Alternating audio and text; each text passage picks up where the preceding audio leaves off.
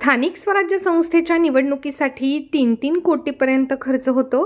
काही ठिकाणी तर एका व्यक्तीकडून 100 बोकड. आमदार संजय गायकवाड यांचे विधान, आम्ही भाजपा शिवसेना युतीसाठी प्राधान्य देणार, मात्र ती युती प्रामाणिकपणे झाली पाहिजे.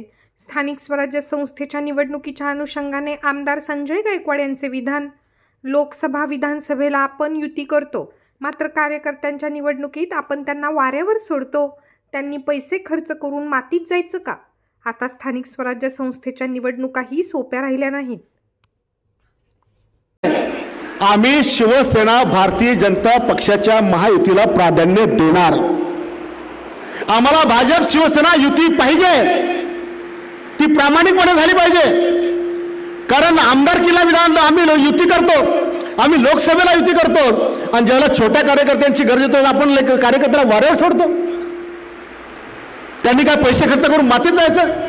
आता काय जिल्हा परिषद, पंचायत समिती, नगरपालिका निवडणुका सोप्या राहिल्यात? 1-1, 2-2 कोटी, 3-3 कोटी, काही ठिकाणी तर 100 बोकडे एका जणाकडून. इतके महाग निवडणुकीमध्ये कार्यकर्ता उद्ध्वस्त होतो. आणि म्हणून प्रामाणिकपणे आमची पण इच्छा आहे की जे धोरण चिखलीचं ठरल, जे मलकापूरचं ठरल, जे खामगावचं ठरल, तेच धोरण जर बुलढाण्यात ठरत असेल तर आम्ही युतीला तयार आहोत.